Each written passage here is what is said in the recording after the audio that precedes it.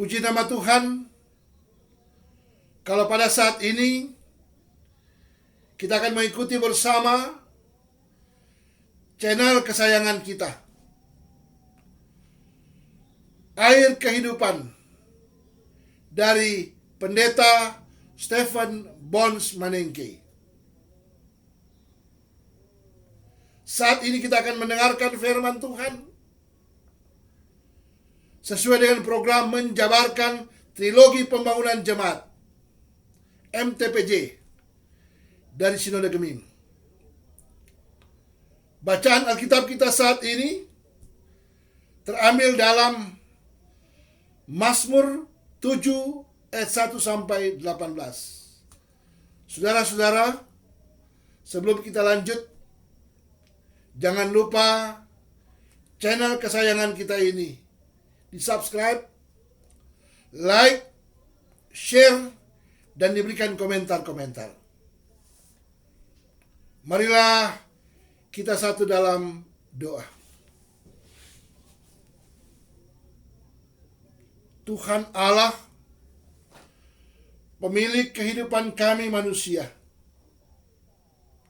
saat ini ya Tuhan, kami mau belajar memahami firman-Mu, firman kehidupan yang akan menuntun, mengarahkan jalan kehidupan kami sebagai orang yang percaya. Di bulan pekabaran Injil ini, dalam rangka hari pekabaran Injil dan pendidikan Kristen di tanah Minahasa yang memasuki tahun yang ke-190 tahun. Ya Tuhan, yalah kami. Kami mau dituntun dan diarahkan oleh firman-Mu ini. Sekiranya firman ini akan menuntun jalan hidup kami sebagai orang yang percaya. Siapkanlah hati kami Tuhan, di dalam nama Yesus Kristus, Juru Selamat kami yang hidup, kekasih jiwa kami. Amin.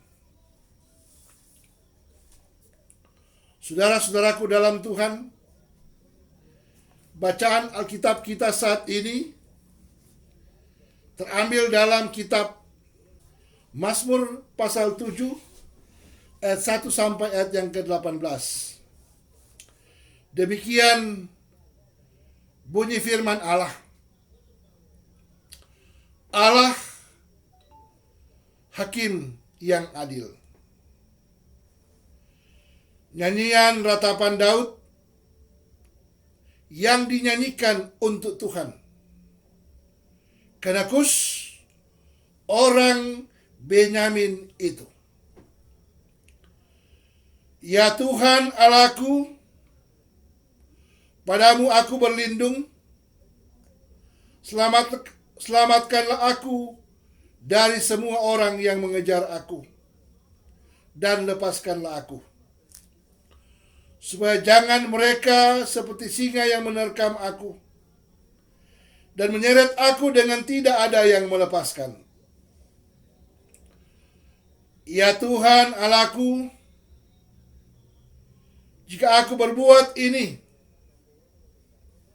jika ada kecurangan di tanganku, jika aku melakukan yang jahat terhadap orang yang hidup damai dengan aku, atau merugikan orang yang melawan aku dengan tidak ada alasannya, maka musuh kiranya menyegar aku sampai menangkap aku, menginjak-injak hidupku ke tanah, dan menaruh kemuliaanku ke dalam debu. Bangkitlah Tuhan dalam murka-Mu. Berdirilah menghadapi geram orang-orang yang melawan aku. Bangunlah untukku, ya Engkau yang telah memerintahkan penghakiman.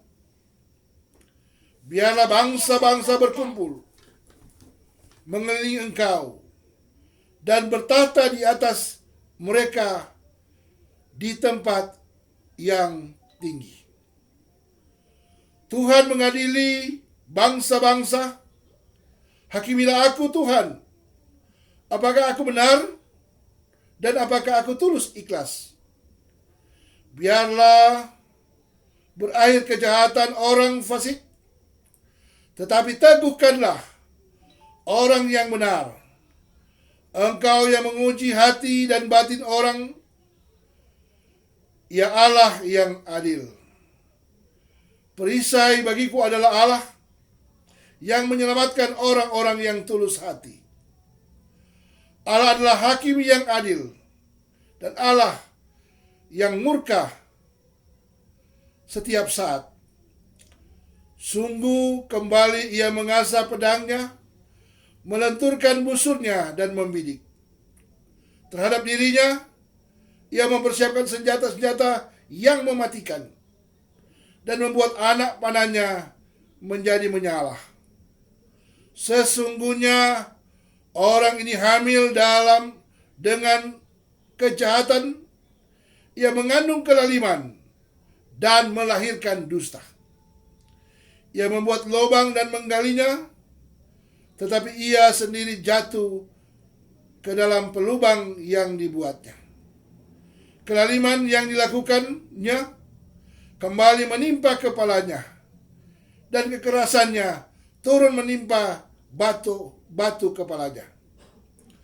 Aku hendak bersyukur kepada Tuhan karena keadilannya, dan bermazmur bagi nama Tuhan yang maha tinggi. Demikianlah firman Tuhan.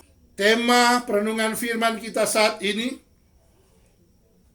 ialah Allah adil di tengah-tengah. Tema perenungan firman kita saat ini ialah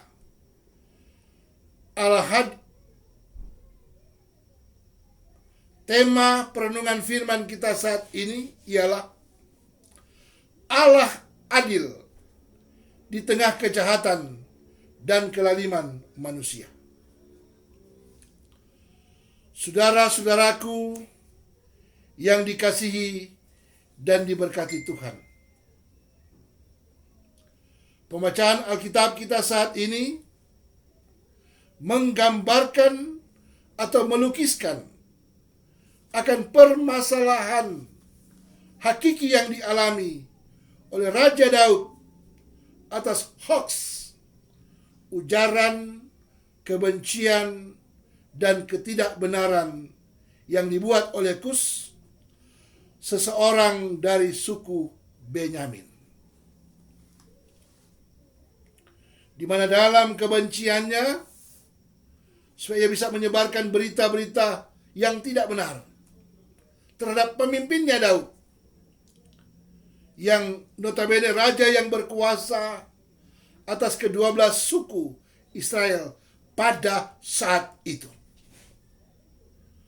Bacaan Alkitab kita saat ini berisi pembelaan Daud terhadap apa yang dituduhkan kepadanya, atau semacam bahasa apologet, bahasa sanggahan, atau sebuah klarifikasi terhadap celaan, cercaan, dan fitnah yang dibuat oleh Kus, orang Benyamin itu, terhadap rajanya Daud. Saudara-saudara, pembelaan seperti apa yang dilakukan Daud? Daud pun mencari perlindungan kepada Allah, kepada Tuhan. Daud tahu bahwa ia tidak bersalah terhadap apa yang dituduhkan kepadanya. Sepertinya fitnah dan tuduhan yang dibuat oleh Kus adalah dalam rangka meruntuhkan reputasi dan kejayaan dan kehormatan Daud sebagai raja umat Tuhan Israel. Kesan publik terjadi saat itu bahwa pemazmur menempatkan dirinya di bawah perlindungan Tuhan dan memohon keselamatan dari Tuhan terhadap orang-orang yang mengejarnya. Dengan berucap, "Ya Tuhan Allahku, padamu aku berlindung, selamatkanlah aku dari semua orang yang mengejar aku, lepaskanlah aku dari hal-hal yang tidak benar." Mazmur 7 ayat 12. Pemazmur meyakini keterbatasannya sebagai manusia biasa, sekaligus meyakini perbuatan besar Tuhan dalam hidupnya.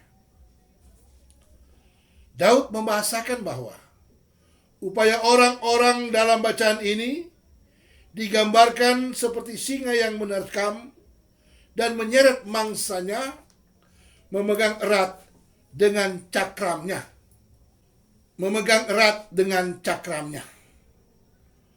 Dengan tidak ada yang melepaskannya, maksudnya tidak sesungguhnya akan menyelamatkan dan memberi pertolongan. Hal ini berarti keadaan itu dapat menjadi penolong apabila kita bermohon kepada Allah. Marilah kita belajar kepada Daud yang meletakkan keadaan dan pendiriannya berkomunikasi atau curhat dengan Allah, sang pemilik hidupnya. Saudara-saudaraku yang mengasihi dan diberkati Tuhan, Tuhan dapat membalikkan rencana jahat, orang-orang jahat yang dikabulkan ke dalam diri pribadi Yusuf sendiri. Yusuf dibuat ketidakadilan oleh saudara-saudaranya, bahkan istri Potifar, sampai ia harus mencekam dalam terali besi atau penjara. Stefanus mengalami ketidakadilan dari umat Yahudi, di mana ia tidak berbuat kesalahan tapi dia dirajam oleh batu, yang pada akhirnya ia harus tersungkur mati syahid. Inilah satu kehidupan orang yang siap sedia menjadi martir. Berbuat sesuatu yang benar walaupun ia tidak melakukan kesalahan itu bagi orang lain. Yesus mengalami ketidakadilan sehingga ia harus mati dalam proses penyaliban. Disinilah ia dibela oleh seorang yang bernama Pilatus, seorang wali negeri Yudea. Tetapi Pilatus tidak dapat melepaskannya, bahkan membiarkannya terlepas dari sengsara kematian itu sendiri. Disinilah doa Daud yang mengalami satu keharusan akibat penyebaran tuduhan, tekanan terhadap dosa yang tidak ia lakukan dalam hidupnya. Hal ini berarti Tuhan yang Maha Adil pasti akan membongkar rencana jahat para pembohong dan orang-orang fasik, dan orang yang pasti akan menyelamatkan orang-orang yang tulus hati dan mempersiapkan senjata-senjata yang mematikan dan kembali akan menimpa kepalanya. Saudara-saudaraku dalam Tuhan, dalam bagian terakhir pemazmur menutupnya dengan satu ucapan syukur. Di dunia ini seringkali terjadi ketidakadilan di mana-mana. Seringkali kita dituduh dan difitnah oleh tuduhan yang telah terjadi. Kita melakukan ketidakadilan dengan cara yang tidak baik, tidak benar, yakni dengan cara balas dendam atau melakukan segala cara yang tidak benar kepada orang lain. Jika kita menyerah, kita serahkan segala keluh kesah kita, segala pergumulan hidup kita, masalah-masalah kita hanya kepada Tuhan. Maka Tuhan Allah akan merangkul kita untuk belajar dalam hidup ini. Marilah kita melihat masalah-masalah kita yang dikontrol oleh hati kita, yang diarahkan oleh Roh Kudus. Maka kita akan semakin mengerti akan maksud Tuhan dalam hidup kita. Catatan air yang terungkap dalam ayat yang terakhir atau ayat yang ke-18 mempertegas dengan nyanyian ratapan, dengan ucapan syukur, di mana hanya Allah lah yang dapat melindungi dan menyelamatkan manusia. Karena Allah adalah Tuhan yang maha tinggi. Dan alasan inilah, maka sang penyair atau sang pemazmur betul-betul bersyukur bahwa Tuhan itu adil, bahkan di tengah-tengah kejahatan dan kelaliman manusia. Bagaimana kita tampil sebagai terang cahaya firman Allah dalam tatanan kehidupan kita, orang percaya. Tetaplah selalu melaksanakan kebenaran ilahi Allah, bukannya itu pembenaran manusia. Hiduplah sebagai orang yang rendah hati, mau berkorban dalam hidup sambil menatap masa depan yang gilang gemilang bersama dengan Tuhan sajalah. Meskipun banyak pergumulan, banyak tantangan, tapi kita tetap survive. Meletakkan hidup kita ini hanyalah kepada Tuhan Sang Pengasih dan Penyayang itu sendiri. Marilah kita berefleksi dalam hidup ini, melihat, memperhatikan apa yang perlu kita telusuri dalam hidup kita sebagai orang beriman. Soli Deo Gloria, terpujilah nama Tuhan. Mari kita berdoa. Ya Allah Bapa di sorga, inilah kami umat-Mu yang kiranya boleh belajar memahami firman-Mu dan membentuk kami, jati diri hidup kami sebagai orang percaya. Arahkanlah kami terus Tuhan, supaya kami semakin memahami maksud-Mu, dan kami semakin bertanggung jawab akan tugas-tugas dan tanggung jawab kami sebagai orang beriman. Dan mampu menjalani hidup ini dalam misi kerajaan Allah, mewartakan Injil itu kepada semua orang yang mau hidup di dalam Dia, di dalam Engkau. Terima kasih Bapa di sorga, dalam nama Tuhan Yesus Kristus, terpujilah Dikau ya Tuhan. Haleluya, amin.